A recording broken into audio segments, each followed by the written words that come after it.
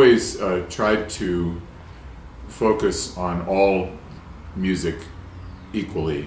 Of course, there's some music that we feel closer to, that we love even more than others, but we've always tried not to be an expert in contemporary music, or an expert in Bartók, or an expert in Beethoven, or an expert in early classical or romantic, whatever.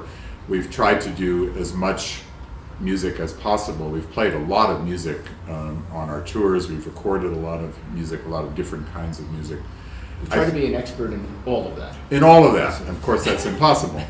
But I think, for any musician, for any string quartet musician, the Beethoven quartets are like the great Shakespeare plays for an actor. I mean, those are the real challenges and the most rewarding of all music that we play. Beethoven transformed the string quartet. You can basically look at it that Haydn invented the string quartet medium, and then Beethoven just took it to the 20th century. And everybody else has Beethoven. All of the great romantic composers that came after Beethoven were subject to trying to live up to his model of what a string quartet was, and most of them really struggled with that, because Beethoven somehow managed to make the quartet bigger than even just the four instruments, symphonic in a way that created a sound that is unique. And it took a long time for people to kind of reinvent the quartet. It really took till Bartók and Janáček to kind of make a new kind of sound for string quartet. We're very honored that when Deutsche Grammophon decided to issue a retrospective of the complete Beethoven quartets, they used our middle quartets from the complete recording that we had made and combined them with the older generation of quartets, the Amadeus and La Salle, both great string quartets from the next generation older than we were. And this is one of various reissues of our recorded work that appeared in the course of the decades that we have worked with Deutsche Grammophon.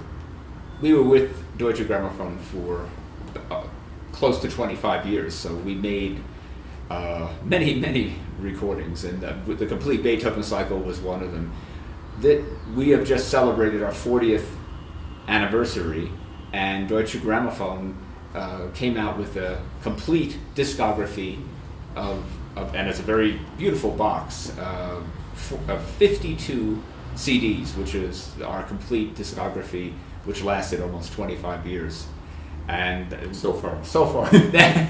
Well, I think you've correctly identified the three major historical change makers in string quartet. Well, you could argue that Haydn invented the string quartet. I think there were some early examples before Haydn, but he certainly, with his body of incredible invention, made the quartet into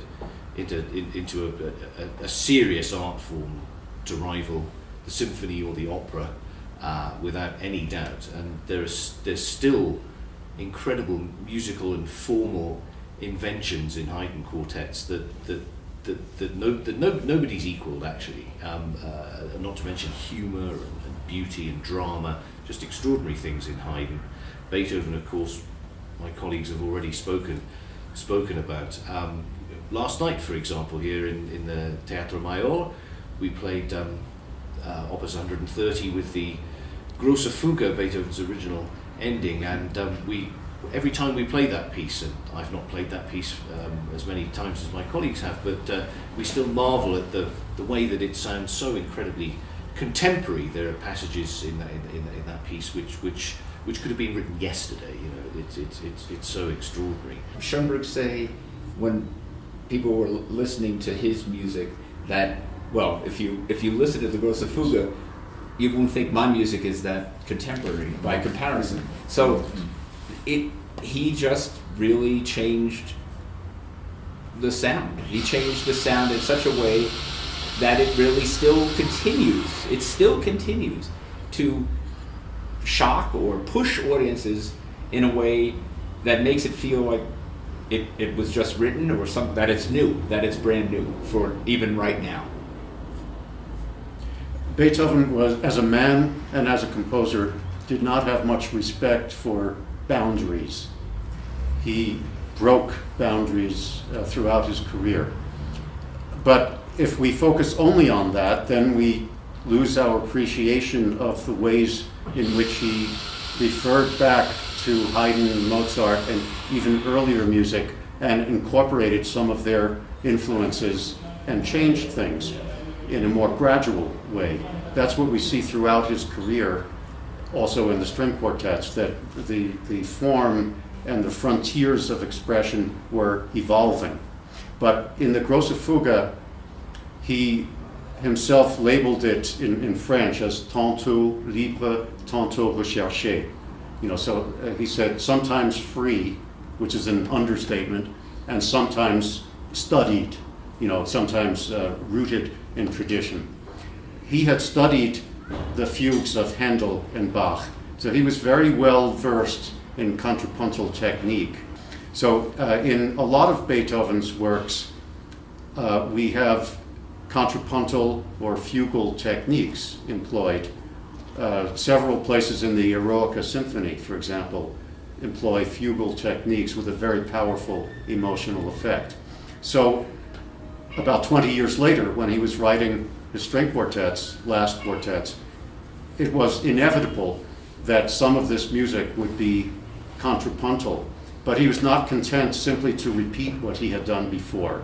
He had these motivic ideas which he had been exploring throughout the late quartets, a certain very important and characteristic four-note motive, which appears in Opus 132 and some of the other late quartets, becomes the counter subject, one of the two main subjects for the great fugue. When I hear a lot of Bartók, I hear the folk influence actually, and that's something that you can trace back through Beethoven from Haydn as well. It's something that seems to come naturally to string quartet writers. Well, Larry also mentioned Janáček. Although Bartók string quartets are incredibly difficult technically, particularly one or two of them, there's always something, just to my ears, incredibly lyrical about a Bartók quartet. Something very, very, very sort of natural. It's early 20th century music, of course, and it has rhythmic complexities, but somehow that's always rooted in the music of the people in a way. So that's the kind of slightly more interesting thing to me about Bartók. Middle quartets that you mentioned, 3 and 4, are the most dissonant. Also, his language starts very much influenced by Brahms and Ravel, and comes out of that romantic era and into as Paul said, using the folk music, especially the second movements of both the first and second quartets are folk dances. But then as he goes into the 1920s, his music becomes much more dissonant, much more concise, and for audiences sometimes at first hearing more difficult to accept at first. And I think he also had trouble with it during his life, that period. And then toward the 30s and into the 40s, his language relaxed a little bit. He found a way to combine the more romantic or more lyrical, more consonant sounds, using dissonance still, but not as much, and of course basing things still on a lot of the folk music that he traveled around Eastern Europe and Africa, collecting and studying, but in a way that would be more accessible to the audience. And I think at the end of his life, his music was very much accepted. The concerto for orchestra, the violin concerto, the viola concerto, these last pieces, the sixth quartet especially, these are very, very easy to listen to for audiences.